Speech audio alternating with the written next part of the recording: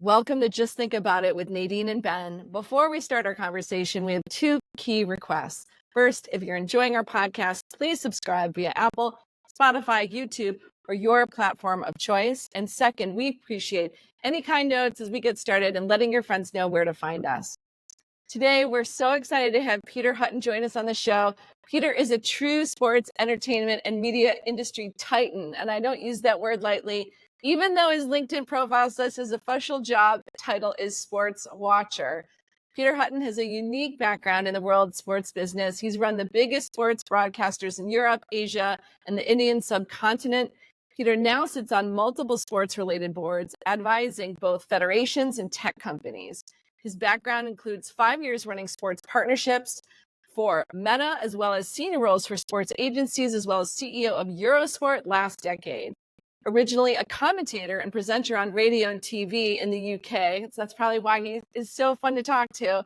He's lived and worked all over the world and now is based in the Bay Area of California. Welcome, Peter. Thanks, Nadine. Good to see you and Ben. So before getting into the details of the business of sports, we thought we'd start by just asking a very simple question of what is it that makes people love sports so much? And why is it such a fantastic entertainment content that underlies the business case? Well, I think the main attraction is it's great unscripted drama. You never know what's going to happen. There's always a storyline. There's always an emotional hook. But it also plays into who you are as an individual, where you're from, what your family background is. It's cross-generational. It doesn't have to be defined by demographic or sex. It's something that really unifies people. And that feeling of community is at the heart of monetizing sport. And I think, that's one of the reasons why, as a business proposition, it's so good. You can define yourself as a fan of this team or that team. And you make lifestyle choices based on your sports fandom. You want to upgrade your technical system to have the best viewing experience. You build your schedule around when games are on. And those lifestyle choices are fundamentally things that are monetizable. And that's at the heart of the sports business. Well, it's an interesting take on it. And obviously you've thought about it. So we're going to get into the weeds a little bit. There's been a lot of news flow even this morning about the NFL, but Ben's going to kick it off a little bit about your background and some of the things, the trends that you've been seeing over the years. Yeah, so you're a very interesting guy. I was enjoying meeting you out in San Francisco recently, and so you've worn a lot of hats. You have probably the most entertaining LinkedIn page I've ever seen. So congratulations on that. And you've been in the industry for almost 4 decades. You kind of started right when the rise of Michael Jordan, who really got I mean I'm American, but like I associate him with the rise of the sports business. And you kind of been on the field, if you will, for the whole time. Like, can you walk us through kind of your background, but also like in a narrative way of how you've seen it evolve over the decades? Because the business has changed quite a bit, right? It's been phenomenal, the change. But fundamentally, it's been driven by pay TV and the growth of pay TV around the world, because if you look at my career start, I was a commentator and a presenter on radio and then on TV. And I was really lucky in that I was there when pay TV started in the UK. The first channels that were pay TV was only 89, 90. And I took the big gamble, did the big move down to London, which was a historic move. It seems small in recent history, but it was huge for me then. And I was there when something new started, which was the pay TV industry. And that pay TV industry took over the world, and I went with it. So I moved to India just as pay TV arrived there, which was the early 90s. Then we set up a pay TV channel in Dubai in 2002, which became the #1 channel in the Indian subcontinent. We sold that. I tried to retire for 3 weeks, didn't really work, and ended up going to work for Fox and helped them grow their sports business all over the world, but based around the same principles of sport being the battering ram, in Murdoch's phrase, that opened up the whole pay TV industry. If you had the key sports rights, people would buy the systems, they would follow those channels, and you could bundle all your other content behind it. So basically, as I sort of traveled around the world, it was pay TV that grew that. And then it got to the bit in, maybe after 2010 where I started thinking, hang on, this business isn't as good as it was. You could see the plateau coming. And I thought, all the money is now moving towards digital. Let me switch sides. I don't want to be the dinosaur that only does pay TV and watches it die. So I came across to Meta, spent 5 years running sports partnerships at Meta. And then, slightly to the bemusement of my family, I end up as a digital, youth content specialist as I get older and older. So that's sort of the journey, is sort of through pay TV and then into digital, and now into sort of consulting and advising people. And at some of those jobs, I mean, you've worked for big companies. You ran Eurosport. You work for Meta, which is obviously a huge company. But then some of them have been more of an upstart thing. So can you talk to how approaching this business, which it seems like there's a lot of guardians to sports rights, how it is from an upstart perspective versus being at a large, conglomerate, that's the Eurosport or the Meta of the industry, or Discovery or whatever. I think for me, and it touches different people in different ways. I've liked being in the smaller organizations in many ways, because you can have a clear impact, and that, I think, is the bit that gives you most joy, is if you can genuinely develop a business, turn it into a more forward-looking business and generate a proper P&L behind it. And I like that sense of ownership. Working in a big organization opens up some amazing experiences, watching Zaslav grow Discovery, watching James and Lachlan Murdoch at Fox, seeing Zuckerberg in action at Meta. That's fascinating in its own way. But that, you're not going to be the one that really changes the stock price. Whereas if you're in a small organization, that you can take it from X up to a Y that really makes a difference to everybody there. And that for me is sort of more of a law. So when we think about sports, and I agree with you, I'm a big sports fan. I played college basketball. I grew up in a sports family, so I appreciate this conversation. There's a singular nature about sports where it brings everyone into one thing, and maybe a TV show can occasionally do that, like a Game of Thrones, but mostly it's just sports that do that. And we all consume sports in our own way. And can you talk about like how over your career you went from just broadcast to now people can be on social media and on Twitter and talking about it, and how the business of that has changed, and the different monetization opportunities that have arisen? Yeah, I mean, I'd call it a democratization of sport. You used to be in a position where you worked at a sports broadcaster. You were so powerful because basically you decided what people would watch. They had a limited window for a certain amount of channels. You chose what was on that channel, and you would feed that to your consumer. Now that control that the broadcaster used to have has gone, because you've got multiple choices. You've got, things that you care about that you go to. And that sporting event that you care about could be your kid's game. It could be the small town where you're from, that you've got access to the teams from that small town. So your array of choices has clearly grown over that period. And that's a huge change. You see the growth of athlete and influencer as a publisher. That has real impact now in a way that it used to just be the broadcaster. And the broadcaster would show you a storyline that they would decide on. It would start and finish when you chose to. And that was something that often became frustrating for the fan. I always use like the NBC Olympics as the example, where thankfully now everything is live. But for Olympic after Olympic, they were all about curating the moment, putting it in prime time. And you wouldn't know who'd won the 100 meters until 6 hours after the race, depending on the time zone. And, that clearly, those days have gone. And now you have access to this huge volume of live content. So the choices of a viewer have become much more interesting. And what about for the actual athletes? They're not just subject to those same broadcasters that were the gatekeepers, right? How do you view the empowerment that's happened from, every guy's got his own podcast or his own show, whereas before you were, the radio or the TV host or the newspaper guy was the one telling the story. Yeah. I mean, there's an extent to which the guy telling the story has become a celebrity as well. But fundamentally, you want to hear from the athlete. You want to know what the players felt.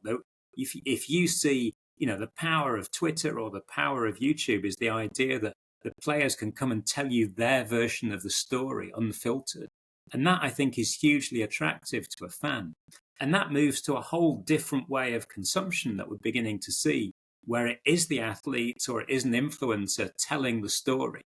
I love what's happening in Brazil as a case study, where if you look in Brazil, the big sports events, FIFA, the Olympics, are no longer exclusively on a broadcaster. They've been bought by a company called Live Mode, who give it to an influencer called Casimiro. And Casimiro tells you the story of the Olympics and of the World Cup. And the advertising money generated around his storytelling means he can compete with the broadcasters for rights. And that's like a bit of an outlier at the moment, but you can certainly see it as a direction of travel where people will go to the person who tells them the story that they're most interested in and make those personal choices. When you look at how sports are consumed, and you're getting to that, going from your broadcast to pay TV days to more online, and there's so many other options. What do you think the most important thing is today that's driving the value and growth in sports? Is it just what you're saying? One of the items you gave was a broadening, like going local. Obviously, there's more sports that people are interested, and we'll get to camel racing later on. But what are the key trends you say are driving that value and growth in sports from a consumption perspective? Yeah, I think, if you look at the premium end of the market where the valuations are still rising dramatically, it's about scarcity of content, premium content and scarcity availability, whether that be the NBA TV rights, which went up threefold in terms of its latest deal, 76 billion for an 11-year deal, huge increase in rights because it clearly is the big basketball property worldwide. You want something, it's got to be the NBA.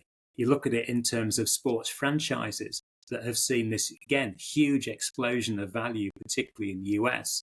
It's because you've got a limited club and you pay a huge entry fee to be part of that club. And that scarcity of the premium sport is still driving a huge incremental value. And again, I go back to that idea that an individual consumer identifies with those brands. Ben started off, I'm a Green Bay Packer fan. That's who he is. And that label has a huge value in itself, I think. And isn't there something to be said for having a stake in your team? And because the Packers is a good example. I'll just stick with that. The Packers are unique because there's this little town in northern Wisconsin that's this international brand. They're a relic of the old world of sports that somehow transform or transition. One of the things they did was they sell stock, and it's not real stock. It's not like I get dividends or I can sell it, but it's the best example of having stake. You have equity in your team. How can more people do that, or how do you approach that as someone who's driven value over the years to get people to have more of a stake, to be more engaged? Yeah, I think it's a really good question. And the Packers is sort of a physical manifestation of that, in that genuinely you can have a stock. But I think if you ask most fans, they have a sense of ownership of their team without the bit of paper and without the money having transacted. They care about it. And, if you get to the PR savvy owners, they talk about, we have a duty to leave it better than we found it, and that we're just the guardians of this IP that is owned by the fans. And I think, that's at the heart of the monetization. It's that sense of community that even on a bad year, that community sticks together, and therefore there will be a guaranteed income source around the product because people so closely identify with it. And it's passed down, parent to child. It's part of the transition. My kids growing up, were traveling around the world, but they knew that the only one rule that they had to follow is that they would follow the same sports team as me.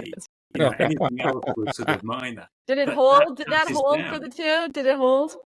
It's held. It was under pressure occasionally, but it's held.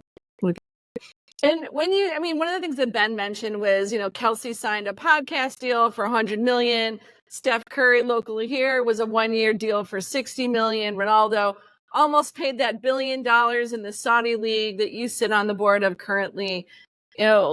from us sitting back, not in that industry, but used to numbers in the billions and millions, are we in a sports right bubble? Or where are we on valuations versus monetizations? Is it everybody's value going up? Or you kind of mentioned the high end can still go up.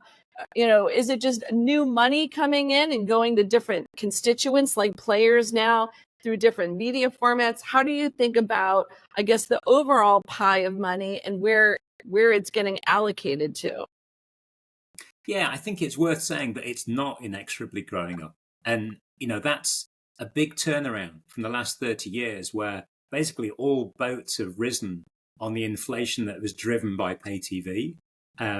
And also the benefits that pay TV brought of trying to make sport sexier, of opening up different doors of experience. So that really has driven valuation over this period. That's not necessarily true anymore. And you've got a couple of sort of shock stories out there recently, notably the French Soccer League, Sure. where suddenly there was no competition for that content. And it went from being what was expected to be $1 billion a year to $500 million a year. They'd already sold a chunk of their revenue to CVC. So the clubs have just taken a 60% drop in their TV income for this season. So there's some real sort of maybe still outlying stories, but shows that there's a danger of a different trend there. You can't rely on the pay TV income anymore. So you've got that side by side with that huge growth of the NBA.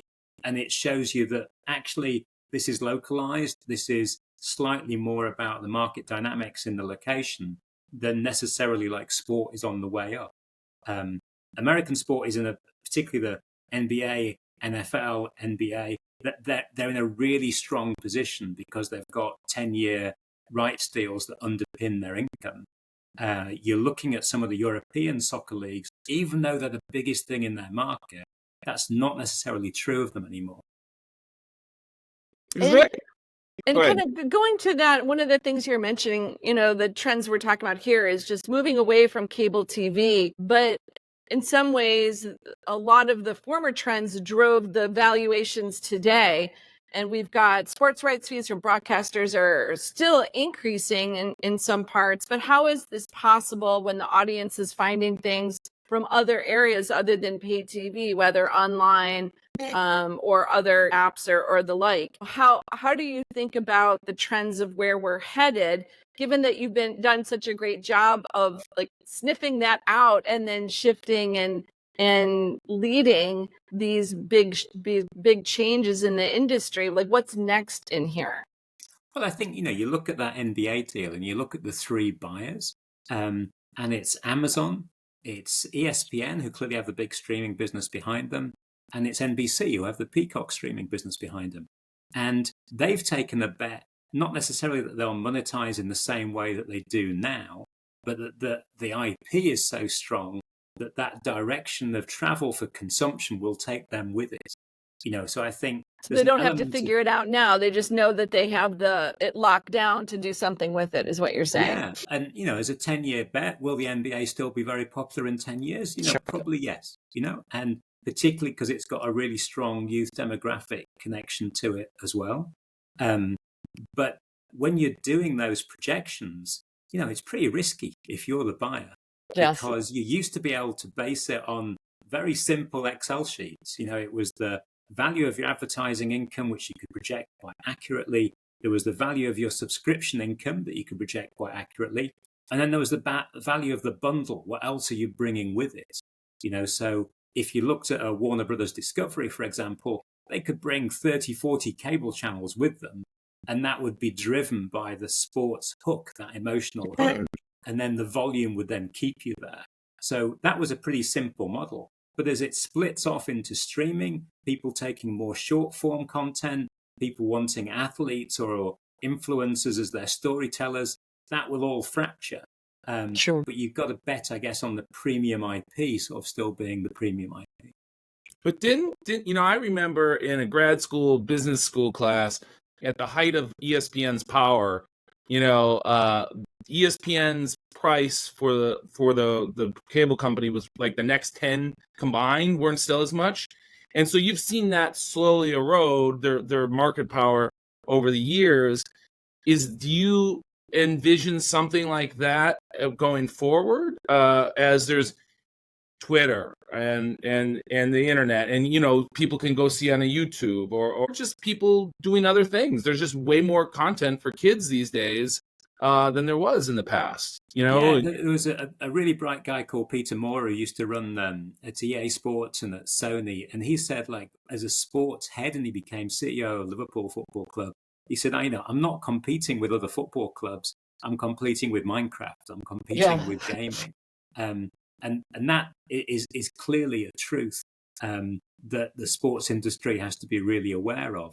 And it's fascinating seeing people now as sports franchises beginning to invest in Roblox, beginning to invest in esports, even though there might not be immediate financial returns from it, but they know that that's the way into the hearts and minds of a different generation. So what's the strategy there? Where do you think they're spending the most money and time? Is it creating games for kids so that they have some sort of tie into different franchises or sports, or from where their strategy is today, where is their focus? Well, I think, again, different people do it well or not very well. The ones that are doing it well are thinking, how do we get people to care? Particularly, how do we get a new audience to care? Because you've got this sort of strange factor that skews all your economics, which is old people sat in front of the TV watching for longer and longer. And you can take that information and think, hey, we're doing fine, because you've got an aging population. The aging population loves its sport. It's grown up with its sport.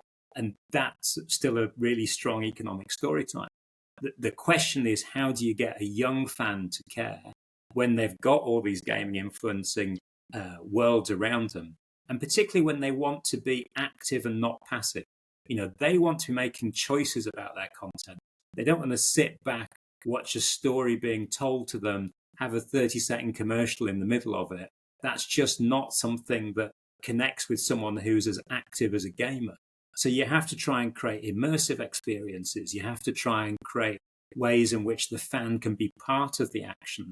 And that's the real sort of challenge for a sports IP going forward, is how do you bring that next generation in, still understanding the storyline, still caring about the teams and the players, but making the experience something that they genuinely enjoy. So what would you recommend? Like, from what you see today of what is possible, what would you say is the most engaging strategy? I think, I'll hold up the NBA as someone that does this very well in terms of, you look at their app and the way they've lent into short form content, and I think that's a really positive story. You see their games in VR, you see them creating immersive experiences, you see them encouraging people to be creators. And one thing that we've not talked about, which is of huge importance, is piracy. And the fact that, you can see this stuff everywhere now. And if you don't think you can, ask your teenager, because he'll find it or she'll find it for you. Every feed is out there. So you need to find a way of making the official feeds better or monetizing those unofficial feeds. And again, you look at people investing in Roblox, you look at people encouraging creators to make things with their content. I think those are the federations that really have it smart. And one other dynamic that's kind of come around recently is the phenomenon of pickleball. And I know when we were at dinner, we talked about this. Maybe you can tell our listeners, what is it that drove this stratospheric growth in this, both from the playing side, and then now I see it on TV. That's a new area, not the NBA, but like e-games, pickleball as two examples of up-and-coming things that are gaining share. Yeah, I think the whole area of mass participation is something that is fascinating, because people clearly want to be at the center of the story. And the beauty of being a triathlete, and I sit on the board of professional triathlon, is that every triathlete you meet says, I'm a triathlete. Yeah. They define themselves. Maybe twice or three times. That's right.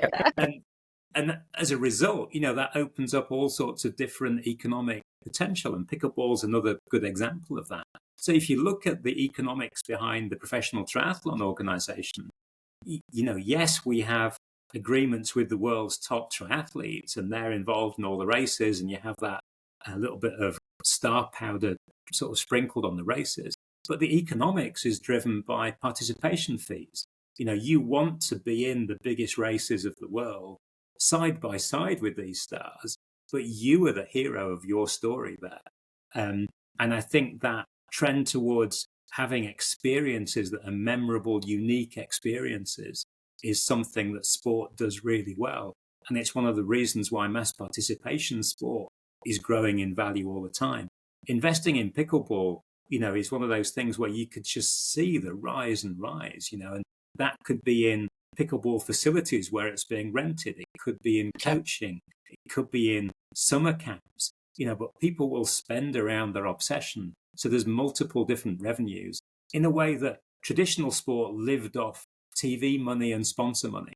Mass participation opens up much more of a revenue spread, but triggers that same obsessive emotional identity of someone saying, I am a triathlete, I'm going to get the best gear, I'm going to train properly, I'm slightly guilty that I've just left my family for so many weeks, so I'm going to take them with me to the event, and it opens up all those experiential revenue lines. Yeah, and it's a good example of that is yoga. When I was a kid, there was no yoga in America really, and then now there's Lululemon and yoga centers everywhere, and that's really there's not like some central yoga TV, is there? It's just like everyone does it, and the money's decentralized in essence, right? Which is the opposite of the old model.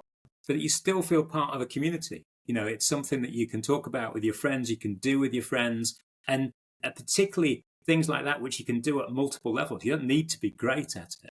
Right. You can still go. It's a bit like, going to the old world 10-pin bowling. Everyone can go 10-pin bowling. So as a company night out, it's a safe, neutral territory. Everyone can have a go. And that's at the core of mass participation as well. And just to follow on with one of the things that's come around, I know, I went to school in London for a bit, and I remember going in my first William Hill for a Tottenham Newcastle game because I didn't care about either side. I needed some reason to care. Well, sports betting's become a huge thing. Like, can you talk to the impact of that, around the world? In the US, I know for sure it's become, they never used to talk about the line. Now ESPN talks about the line of the game. Well, I think, again, you go back to that core problem of what does a sports organization want from a fan? And you want them to care more, and the more they care, the more they're hooked, the more you've got them. And whether it be sport betting or even just predicting a game or fantasy, those all work towards caring more. We did at Meta some experiments where we showed the Spanish league in India. And again, you'd think not core content, not really a big audience. But what we did with it was use it as a case study. So we do things like, do you think Team A or Team B will win? Yeah. The people that voted on Team A or Team B would then watch 5 times longer than the people who didn't vote because they'd made a choice. They were invested. There might not be any money coming back, but they had put their name out there. So as a result, they followed the storyline through. So betting is great in terms of it's another income source. Clearly there are concerns about where that necessarily leads certain individuals, but it's also great because it makes people care more and therefore watch longer and stay with an event longer. And it goes to what I talked about earlier. How do you turn a passive audience into an active audience? And the active audience is making choices. It's emotionally investing in certain experiences and therefore watches with more intensity. And that's clearly what you're trying to get towards. And do you think it's an interesting dynamic you just brought up about, like, I never thought about sports with power laws, but like, certain users, video games consume the most of it. Now, you as a guy who sat on both sides, do you want one guy who's a power user, or do you want 4 or 5 who are just casual fans? What's more interesting to you, or from the different sides? Maybe the advertiser wants the 5 eyeballs, but you as a sports owner or league, you want the guy who's going to buy the shirt and the jersey and whatever. Yeah, I mean, I think, it's an interesting problem. It's one that's being discussed a lot in the UK at the moment because you've got a situation where all the Premier League grounds basically sell out. And they largely sell out on the basis of season tickets. So you might pay £500 for a year, you get a ticket for every game. And the clubs now are looking at that and thinking, hang on, how do we get the monetization up? And of course, the answer is you have less season ticket holders, and that you have more people that come in for one game and less people that come in for 20 games. And you do that for two reasons. One, that you can obviously sell more for a one-off ticket, but the person who comes once buys a load of merchandise and buys experiences around it. So their total spend at the game is much higher than someone who comes every week. And that's a fascinating problem to have, because the sports fans who are the total loyalists clearly hate this as a concept. And it's like, hang on, my club is giving up on us, the real fans, to get these tourists. So that, again, is a challenge, because you don't want to break the emotional bond between club and fan. But you can clearly see that there's more revenue to be made if you can balance it out and bring in more one-off fans that then buy a shirt and take a souvenir and come once a year. Can I ask you a question before we get on to some of your background and what you're doing right now? Is that from a gender perspective? So I know that we've been using a lot of he, they pronouns here. In terms of women, where are they in the trend line? I know Ben's laughing, but I want to know. I mean, where are they in the trend line? And is it across the world? Is it in certain sports? Is that data that you guys care about? I mean, obviously Taylor Swift made football, especially Kansas, a little bit more popular this year. But how do you guys think about where women fit into this from a monetization standpoint? Yeah, I mean, I'll go back to that last story, right? Because we talked about clubs opening up more seats by trying to create more experiences. One of the things that's clearly happened in the Premier League is that the clubs have got women's teams, and the women's teams is a way of making you an Arsenal loyalist without you having to buy a ticket for a men's game that's in really short supply. So they've used it to increase that funnel of fans. And if you support Arsenal women, you'll probably support Arsenal men, and the ship as a whole rises as a result of that. The numbers behind women's sport are phenomenal in terms of the growth. Particularly what's happened with the WNBA with Caitlin Clark is a brilliant example here. You'd see the same around women's football largely in most cities in Europe. Those teams have gone from tiny crowds to big crowds, but you also see more women at men's games as well. And the example that I love most is the one that I'm involved with in Saudi Arabia, where, until a few years ago, the idea of women at the game as spectators would just not happen. Right. And now you have a women's league there that's a professional soccer women's league with players from all over the world playing in it alongside local players. You've got players that don't have head coverings. You've got players in shorts. You've got women at the men's games as fans going on their own. That in itself is an incredible social change, and it makes the whole sports system in the country so much stronger. You've got so many more people involved. You were genuinely ruling out half your potential audience until recently, and that has completely flipped. And if you can see women's sport growing in Saudi Arabia, then frankly you can see it everywhere. Yeah, it's interesting. As a former basketball player, the Caitlin Clark phenomenon is amazing, because women's basketball and WNBA has been around forever, and they got some, and the NCAA women, but it feels like this Caitlin Clark was like the Michael Jordan effect, in essence, that it took it to the next level, and now people are taking it seriously that maybe never took it seriously before. Is that fair, or what do you think? Yeah, no, I think it is. And again, one of the incredible things about sport is an individual can change the storyline for the sport. Tiger Woods is the best case study going, in that he massively changed the demographics of who watched golf thanks to one person and their exceptional skills. I think Caitlin Clark is doing the same. And that it's amazing when you live through those moments in history where suddenly it changes from being this value to that value because of one exceptional individual. And again, that's the beauty of sport, that this can come out of nowhere. When we look at valuations for sport around the world, it's so heavily driven by national pride. And, you get the Pakistani javelin thrower who won an Olympic medal. That has transformed the value of the Olympics in Pakistan, where, other than in field hockey, they had no chance for medal anywhere. And suddenly you've got something that is a genuine national import, that a guy comes out of a village, he crowdfunds buying a javelin and rises to winning a gold medal at the Olympics. It's That not the same as transforms economics. breakdancing in Australia, but I get it. I get it.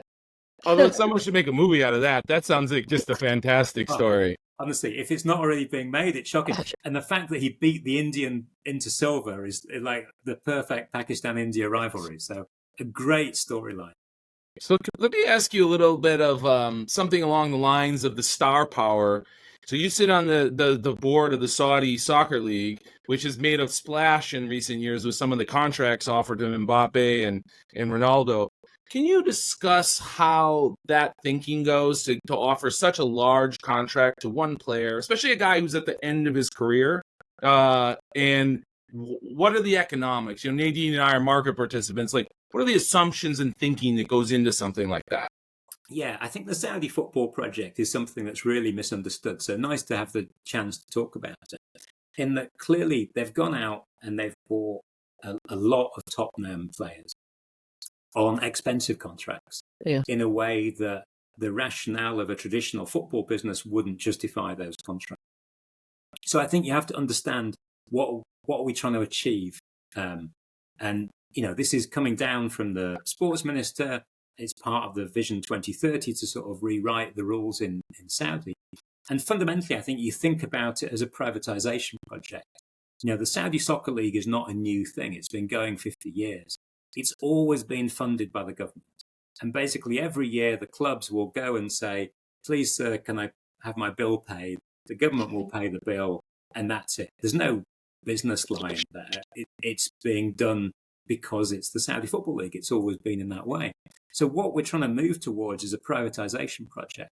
That the clubs should become privately owned in the way they are around the world. The broadcaster should become privately owned in the way it is around the world. The stadia should become privately owned. All government assets at the moment. So how do you do that? Well, I think, first of all, you build a brand, and you build a P&L.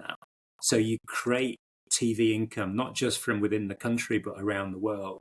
You bring in sponsors that are worldwide sponsors. You create a genuine economic system. And then you privatize the clubs. And people buy clubs for different reasons, but they fundamentally want some sort of economics that underpins it. So we're trying to create an environment where there is TV revenue centrally distributed, there is sponsorship revenue centrally distributed, there's a proper ticket system, there's a proper social media system, and you're creating an environment in which an entrepreneur will say, okay, it's worth me buying a team. And maybe there's other benefits too, from buying a team. You enter a rich man's club, you get better access. But that's fundamentally what we're trying to do, is change the economy and make that sports economy in Saudi something that's part of the future of the country as it inevitably moves away from oil in the years to come. And is that, I was going to ask you about the government. So that's a strategic long-term planning thing from the government, because the Major League Soccer tried to do the same thing over the years, where we bring Beckham in at the end, and now we just brought Messi in. But Messi got a great contract with Apple. So, maybe that was why they were able to get him when he's still arguably one of the best. Is that the difference, that the government was able to say, hey, we're going to be able to make get these guys out of the Champions League, Premier League, because you're going to have a non-economic contract that would never get done in a private market? Is that fair to say? I think, that it's a fair distinction. But I think if you look at the wealth of the owners in MLS, it's an incredible wealth group of individuals. And I think if they work together, as I think they have done pretty well so far, you can see that they're investing in the league. They're allowing players to come in because they see the value of the brand rising. And, the demographic change in the US with a larger Hispanic population clearly underpins the growth of soccer as well. And the fact you've got demographic change, you've got soccer as a very successful youth sport, and you've got these high wealth owners, suggests that the MLS should be on a growth curve. And it's not easy. You've got a lot of inertia built into the system because of the traditional sports in the country. But I think, the fact you've got that group of owners hopefully working together gives it some sort of hope that it's going to become a better and better business. And again, in America, you have that incredible thing of limited amount of franchises, a limit private members club that therefore rises in value because the opportunity cost is so high, but the potential is also so high. Are you telling me that me and Nadine can have hope that we might ever win a World Cup in our lives? I didn't go that far, but I think or it's even more a question of, triathlons. I don't even think he's saying that since I bowed out of one for this weekend. I'm going to be a hero of my own story this weekend, Peter. You know what's interesting on that, though, as you mentioned, the monopoly-esque of the leagues. What do you think, and maybe you know about this because you're in Saudi, about the Live Golf League kind of usurping and what's going on with the PGA? You know, they had their position as the pole of golf, and now these guys have kind of come in and took that same approach. Maybe speak to the dynamics of that. Yeah, I think it's an interesting question. I mean, I'm not an expert on the Live Golf side of it. It's sort of a different part of the Saudi ecosystem. But I think fundamentally what the country is trying to do is be in a place where sport is a bigger part of Saudi life. They want big stars coming to Saudi. And to do that, you need to take a stake in worldwide organizations to say, as part of my investment, I want something in the country. So I don't think it's a question of Live Golf needs to own the whole of golf. I think it wants to be in a position where there are premium events within Saudi and that it has a say on the shape of that calendar as the sport grows. And going to things in the news here, you know, even today it's out about how PE can get stakes maybe in the NFL, but they don't want them to have control. You know, what are at least your views on trends like that, where who's funding what and the impact they could have on teams potentially, or at least the monetization of them? Yeah, it's fascinating to see the change and see how conservative an American league is about it. Because, you know, predominantly that trend has been very visible in soccer around Europe for the last 10, 15 years. But it's interesting that the deals are up to 10% of the team and long-term deals, you know, sort of 10-year deals, because I think everyone's wary of the sort of hit and run approach, and they don't want to damage the franchises. They don't want to damage the league as a whole. So that's where the conservatism comes from. But you see the growth in value of franchises. It's a natural investment area. And while there are some dark clouds out there in terms of pay TV revenues, you know, the growth in franchise value over the years, particularly in the US, is so remarkable that why wouldn't a PE firm want to be part of that sort of growth story? Why do you think that the NFL is so much more, they're so good at monetizing versus other leagues? Like they're the best league of any league at monetizing their product. Would you say, is that fair to say? I don't know. I think, you know, they're in a stronger economy than many. Yeah, that's fair. But, you know, Premier League has done great, you know, in terms of the growth of the Premier League over 30 years. The IPL is an incredible story in India that's, again, gone from a dream into this huge business. But I think the NFL have some really impressive people there. And I think, you know, those impressive people are also at the franchise level, not just centrally. First of all, it's a great product. I love the fact it's a relatively short season, so it has that feeling of exclusiveness about it. It might have room to grow a little bit, but fundamentally it's a short season. And there's clearly growth there internationally. You know, you look at their international TV revenue numbers, they're tiny, but then you look at the experiences they've created in England and Germany and now in Brazil, and they're all selling out. They're selling out at good money, and that then spurs local TV revenues in those markets. And it's an amazing cultural story. You know, it's as American as apple pie. The idea of watching the NFL in Germany and this entire German crowd singing John Denver songs is like such a bizarre concept. So it crazy. Really works, right? And if they did 3 games there or 4 games there, they'd all be sold out. It's not just a one-off occasion. So I think there's untapped revenue out there for the NFL. And what they're doing with flag football, I think, very clever as well. You know, bringing that into the Olympics, making that the sort of mass participation element of the sport, less head contact for young people. They're creating the funnel as well as looking at the top end. And one of the other things that you've been working on is on the startup area. So maybe talk a little bit about hype, which, I'm calling the Y Combinator of sports, maybe wrongly or rightly, but maybe a little bit about what attracts you to play at that level with your time, because that right now is probably the most valuable thing that you have. Hype is basically, a classic sort of incubator in that it looks at a lot of different startups and then it introduces them to big sports brands and creates case studies. And those case studies offer value back to the startup, help them raise more money, and the hype takes some equity along the way as for doing that. So I liked that as a model. And I think in sport, again, American sport is a long way ahead of the rest of the world here. But that idea that you can use the brand of a top team to create value for a startup is such a good fit. And now you see the Warriors having an investment fund, you see the 49ers having an investment fund, and they can take a startup and they can transform them. Sure. Because if the startup can say, we're used by the Warriors, our experience is on the big screen at the 49ers, suddenly the valuation of those companies really goes. And it's another way of unlocking sports' power to really take people with them. So that's one of the reasons why I'm interested in that. But, Dean, to your point, I think when I decided to go plural and do multiple jobs, the idea was I wanted to be involved in the 4 sports I care about, because that then guarantees me free tickets to those sports. For sure. So very strategic. Big pull. Our guy.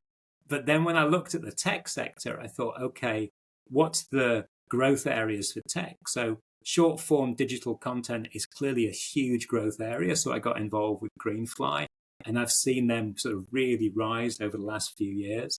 Immersive content and that idea of making an active fan is clearly a huge area of growth. So I work with YBVR, who do all the VR content for Meta, as long as other things. I looked at that incubator side of the business, and I looked at AI cameras as sort of a natural other area where, again, you look at what sport you would pay for. It's not always high end. It's things that you care about. So watching your teenager play high school sports is something that every parent wants to be at or thinks they ought to be at. If you can make that an online experience. The guilt, you're monetizing guilt, is that what you're saying? But, I think it's a natural instinct, right? So those are the 4 areas, because I wanted to be involved in what I thought were the sort of 4 obvious growth areas.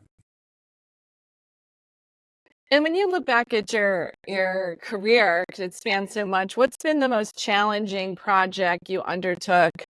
Maybe for number 1 and 2, the one that you're most proud of? Oh, they're probably the same answer, which is, 1994, I came over here, worked on the Soccer World Cup, went back to my office in London and said, okay, I've done with like traveling around the world where I was doing a different country every week, filming stories. I want to go live in one country and just experience that country.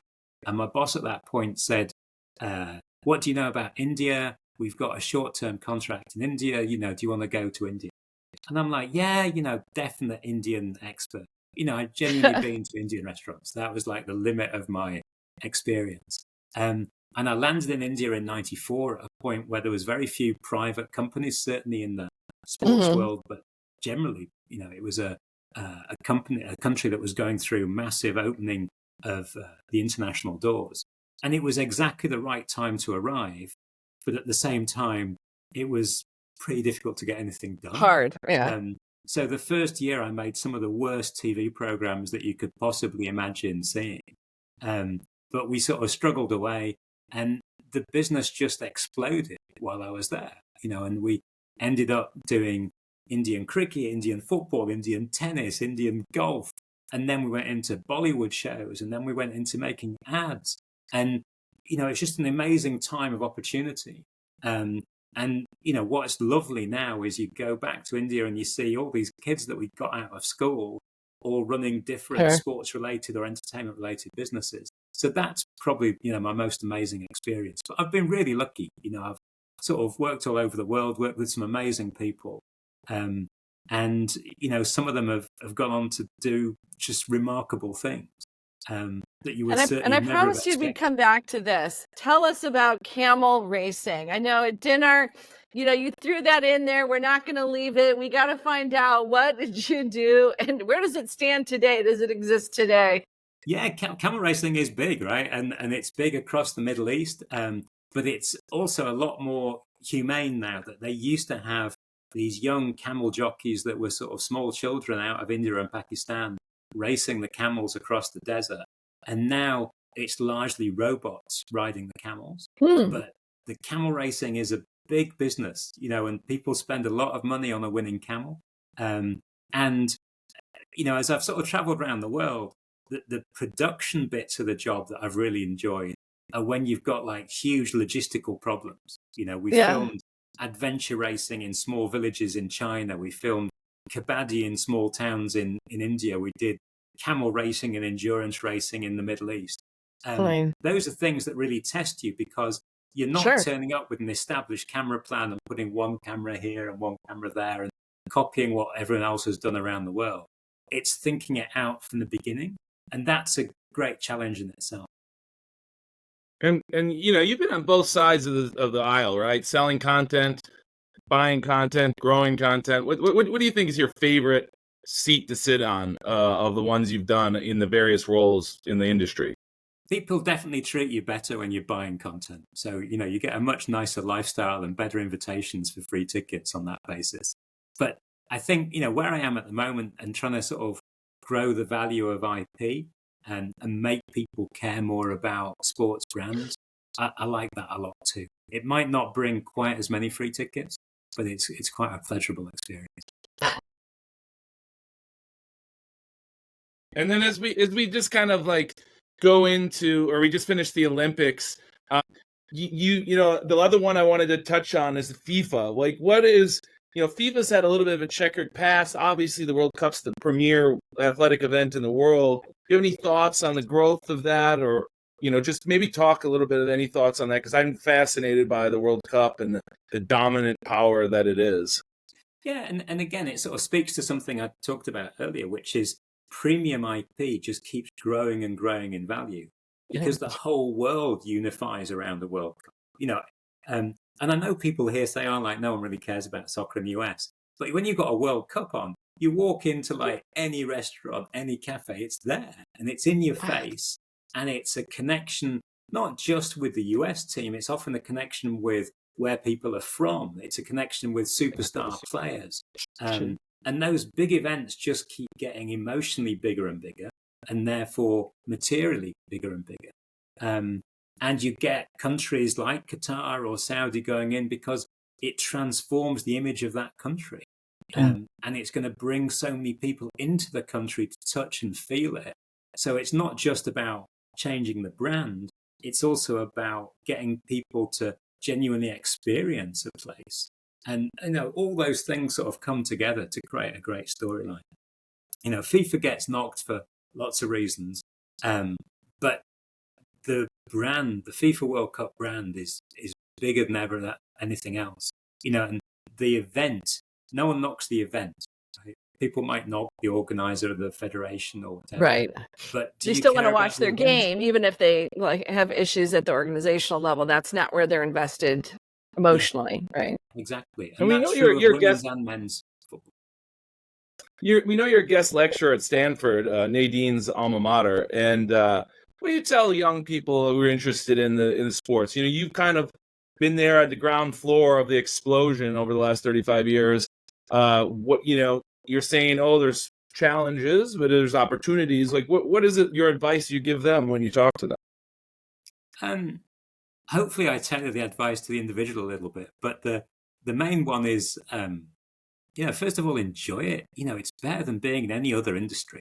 It's just much more fun. And you often see people switch into sport from being a lawyer or an accountant. They never go back, right? Once you deal with a business where you genuinely care about it so much, and the performance of a team affects the rest of your business day, that is an incredible drug to be connected to. So I think it's important that people recognize that and say, look, we're in this because we want enjoyable experiences, but also it is a growth sector. It is something that's changing all the time. The ways of consumption are changing. So there's huge opportunities there. You just don't need to just cut and paste the way it's been done in the past, but enjoy the ride, look at the growth parts of the business, try and attach yourself to a growth part of the business and to a good boss that will give you a chance to do something. And we're here in Silicon Valley, obviously AI, ML, everything's everywhere. How important or how much time do you spend thinking about your organizations, the impact of data and new technology, whether it's on engagement or broadening, I guess, the user base or the products you can serve? How important is that in what you do? Look, I think you look at every major club now, and there's a data analytics part of what they do. Right. And that's about fandom, and it's about understanding your audience, but it's also heavily about understanding performance on the pitch as well. When we talk about the changes in sports, that has been massive over the last 10, 15 years, in that everyone's wearing devices that will tell you 20 different things about a sportsman's performance or a sportsman's performance. And the coach can analyze that and make practical advice that genuinely changes the way that they perform. So that data analytics part of performance, of injury prevention, is as important as on the business side, where you're looking at data on the spectator and their behavior. Let me ask you one more question, kind of along those lines. One of the things I've heard, is that they toy around with this idea of cameras on players, different viewing points, so you can be interactive on how you visualize it as the watcher. What do you think about that trend, or where that is? Is that something you think will continue, or do you think it'll be just too much, the jerkiness and all that different stuff? I'm a believer in it. I think you got to try and give fresh experiences. You look at what Cosm have just built in LA and Dallas, where they've created like these VR viewing centers, different way of telling the story, but clearly something that people will pay for. I think when we look at particularly VR, which is the best example of the wearable technology, it's an interesting challenge, right? Because it started off with, okay, we can give you a seat in the stadium. But the seat in the stadium gives you a very limited view. The TV view, created, organized by a proper director, is a better view in terms of telling you the whole storyline of the game. I think where we're going to is the idea that you have multiple views of the same game, and some might be traditional and some might be untraditional. If you rely on one camera on one player, you don't get the story. If you have one camera on one player and you have the normal coverage, and you have your choice of data, and you have a choice of different viewing positions in the stadium, then you're getting to something that is a genuine immersive experience, and far more like gaming, right? Where if you're in the middle of a game, you might have the wide shot that gives you the context, and then you've got your personal viewpoint camera, and then you've got data on performance, and you've got leaderboards and different things happening all around you.